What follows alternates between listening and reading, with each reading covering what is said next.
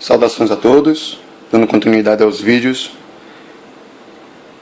Quem ainda não assistiu nenhum, esse aqui sou eu na foto, exatamente dessa forma, tirada há pouco tempo. Meu nome é João Marcos Ferreira de Lima Silva, formado na UFPB. Depois dá uma lida ou assista os vídeos anteriores para saber do que se trata essa ideia, essa proposta do que a gente está fazendo. A ideia então agora é dar continuidade a essa sequência que a gente planejou. Agora eu vou falar um pouco sobre probabilidade e distribuição normal, já trazendo algumas situações de cálculos, mas antes vamos discutir um pouco sobre a ideia dessa curva normal, tudo bem? Bom, a ideia da distribuição normal é que nós vamos ter uma distribuição na forma de sino, então eu vou ter ela mais ou menos com essa forma, bem mais bonita com certeza, onde o seu centro vai ser 0 e nós vamos chamá-la de distribuição normal, tá? Distribuição normal, ou distribuição gaussiana, ou curva de Gauss, devido ao responsável pela sua proposta, sua organização. E também vamos ter um indicador aqui importante, que vai também ser conhecida ela como distribuição Z, que aí nós vamos entender que vai ser dessa forma em função da fórmula relacionada a obtenção de alguns resultados ou equivalências para trabalhar com nossos valores que iremos inserir posteriormente. Vamos entender algumas características desta curva. A ideia é que nós temos uma distribuição dos valores que apresentam simetria. Quando eu digo simétricas, simétricas em relação à média. É como se aqui nós tivéssemos a média da minha distribuição. E aí eu vou ter uma característica essencial dessa curva que vai ser a sua média vai ser igual à moda e vai ser igual à mediana. Muito bem. Parece muito exigente esse critério para conseguir ter os meus valores, uma equivalência para eu ajustar para essa curva normal. Então, o que a gente mais ou menos vê em alguns livros, principalmente com um propósito didático, é que esses valores não precisam ser exatamente iguais. Eles podem ser aproximados. E nem precisam ser os 3. Podem ser apenas 2. Bom, ressaltando que isso não é um consenso, tá? Mas alguns livros que propõem uma forma mais didática de pensar a curva normal, eles já trazem isso e parece estar sendo bem aceito, até porque isso aqui vai ser uma etapa para que posteriormente a gente insira esse conhecimento nos testes de hipóteses. A minha distribuição normal, então, vai ser uma distribuição que vai ter uma probabilidade de tentar trabalhar com os eventos, e a nossa probabilidade vai ser um resultado. Então eu vou ter uma probabilidade que vai ser um resultado entre 0 e 1. Então eu não vou ter menos 0,001, nunca. Não vai ter a probabilidade negativa, não vai ter uma probabilidade maior que 1. Se essa curva é simétrica, e a minha probabilidade máxima vai ser 1, que vai ser toda essa região aqui na minha curva, eu vou ter um lado igual a 0,5 de probabilidade e o outro lado também 0,5. Beleza. Se a gente pensar numa equivalência proporcional, tipo, quantos por cento eu tenho desse lado e quantos por cento eu tenho desse lado? Bom, eu tenho 50% desse lado e no outro lado eu vou ter 50%. Então, o que eu estou dizendo? Este lado da curva tem 50% de todos os possíveis eventos que eu vou estar estudando, que no caso a minha probabilidade é 0,5, e deste lado aqui eu vou ter 50% dos eventos possíveis de acontecerem, ou 0,5 de probabilidade. Quando a gente busca fazer uma equivalência da distribuição que eu possuo, com essa distribuição normal que já possui características, e que eu vou ter toda já a sua organização, o que eu estou querendo fazer?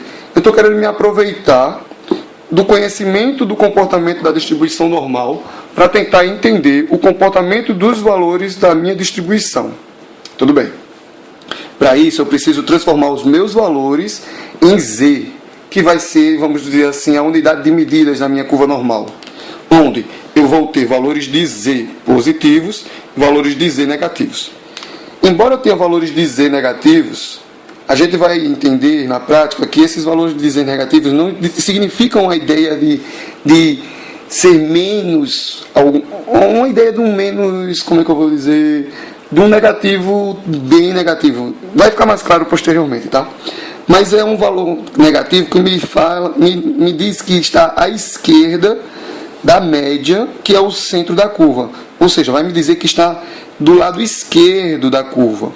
É tanto que quando você for ver aqui na minha tabela, ele só vai ter valores positivos. Por quê? Porque como ela é simétrica, ser mais 0,5 aqui e menos 0,5 aqui, eu vou ter a mesma distância em relação ao centro. Então, olha o que eu estou dizendo. Sempre vai ser a ideia do centro para o extremo. Do centro para os extremos. Tudo bem? Então, vamos ficar com isso na cabeça. Um lado da curva tem 0,5 de probabilidade. O outro lado da curva, 0,5 de probabilidade. Ou 50% da área da curva está do lado direito, 50% da área da curva está do lado esquerdo. Quando eu vou considerar o valor de z para tentar encontrar essa área da curva ou a probabilidade do evento, sempre vai ser do centro em direção ao extremo. E qual é a fórmula que eu vou utilizar para isso? Bom, a fórmula de z vai ser igual ao valor de um x que você tem, menos o valor da média, na minha média aqui, da minha curva com z, seria 0, dividido pelo desvio padrão. Quanto é o desvio padrão da minha curva normal, dessa distribuição z? Eu vou ter mais 1z menos 1z. Tudo bem? Então aqui seria, nessa minha curva aqui, é o valor de z, menos o 0 dividido por 1. No meu caso, eu vou ter o meu valor de x, menos a média, dividido pelo desvio padrão dessa distribuição. Tudo bem? E aí eu consulto na minha tabela. Quando eu tenho valores de z, por exemplo, vamos simular aqui a identificação de alguns valores de probabilidade a partir dos valores de z que vão ser apresentados. Vamos supor aqui alguns valores. Aqui eu vou colocar uns valores de z e aqui eu vou colocar alguns valores de probabilidade, valores de p. Então lembrando que é sempre do centro para o extremo, tudo bem? Então vamos supor, vou colocar aqui 5 valores. 0,31, 1,18, 1,96, 2,03, 0,43. Vou botar mais um. 2,17. Muito bem. Quando eu vou procurar nessa minha tabela de distribuição Z, eu tenho que ficar atento ao seguinte. O valor unitário e a primeira casa decimal vão estar apresentados nesta minha coluna, que vai ser a minha marginal esquerda, e que é esta unidade e primeira casa decimal determina qual linha eu vou consultar. A segunda casa decimal vai determinar qual é a coluna que, ao cruzar com essa linha, vai me dizer o valor de probabilidade, o valor de P, que se refere do centro da minha curva até esse valor de Z. Se esse valor de Z fosse negativo, é como se eu dissesse que seria uma consulta do zero para a esquerda, o valor de Z positivo do zero para a direita. Posteriormente vai ficar mais claro por que eu preciso ter essa ideia. Vamos olhar aqui para o primeiro. O meu valor 0,31, eu vou procurar na primeira coluna, os valores de Z, que é uma unidade e uma casa decimal. Eu vou procurar 0,3, 0,3, achei aqui 0,3, e vou procurar na coluna da segunda casa decimal, 0,1. Quando eu faço a interseção entre elas, 0,1 com 0,3, eu vou encontrar 0,1217. Então, o resultado disso aqui seria 0,1217. Tranquilo? 0,01, 0,3, 0,31. E aí eu encontro 0,1217. O próximo, eu vou ter o valor 1,18. Eu gosto de trabalhar pegando sempre no papelzinho e colocando assim, sobrepondo, para facilitar a minha consulta. Então, 1,18 eu vou 1,18, já está aqui a minha linha toda determinada, e consulto 0,08. 0,08. Quando eu vou verificar, 0,4699. 0,4699. Então aqui, 0,4699. No próximo, 1,96. 1,9, 0,6. Então, ó, 1,9, 0,6.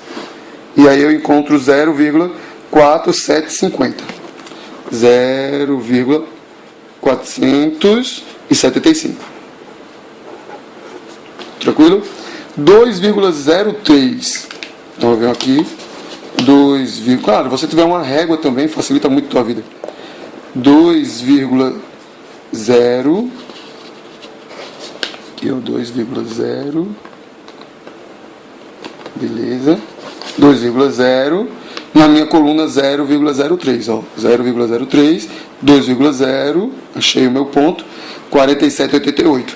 Então aqui vai ser 0,4788.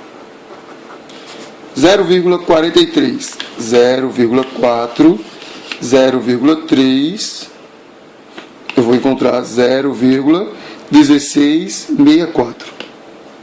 1664. E o meu último, 2,17, vou na minha coluna 2,1, aqui ó, 2,1, vou até na, desculpa, vou na linha 2,1 e vou na coluna 0,07, 0,07, 2,1, o cruzamento entre eles, 0,4850, 0,4850. Beleza, vou dar um pause nesse aqui e vou começar o próximo. Então, o que a gente viu nesse vídeo aqui de forma resumida? Verificamos que a curva normal ela é simétrica em relação à média, com um desvio padrão de mais ou menos 1Z.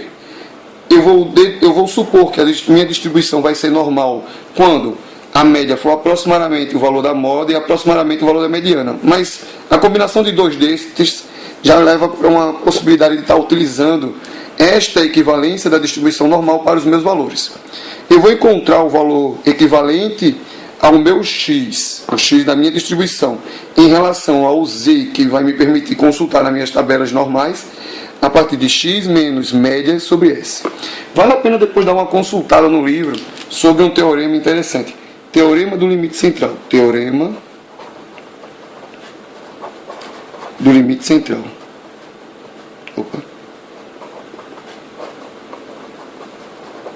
O teorema do limite central ele vai dizer o seguinte: se a sua distribuição possuir um n amostral maior ou igual a 30 e a sua variável ela for de natureza normal. O que é natureza normal? Esse termo é estranho. Natureza normal seria assim: é uma variável que biologicamente ela tende a ser normal no perfil, no contexto, no grupo que tu quer trabalhar. Por exemplo, eu vou trabalhar pressão arterial. Então, a pressão arterial tende a ter um comportamento normal nos sujeitos da população. Peso corporal, estatura. Ou seja, as variáveis numéricas tendem a ter, as variáveis numéricas biológicas tendem a ter um comportamento normal na população. Então, quando eu trabalho com um N superior a 30 ou igual a 30, eu poderia estar sendo menos exigente com essas questões de aproximadamente média, moda e mediana serem bem próximas, e eu poder trabalhar diretamente com a minha distribuição normal, fazendo essa equivalência, que vai me trazer uma série de vantagens, tá? Então vale a pena dar uma lida. Em alguns lugares não se chama teorema do limite central, vai se chamar teorema central do limite. Dá uma consulta. Faz uma consulta rápida que já vai agregar um pouco mais para entender como isso tudo aqui vai acontecer, tudo bem? Então vamos para o próximo vídeo daqui a alguns instantes.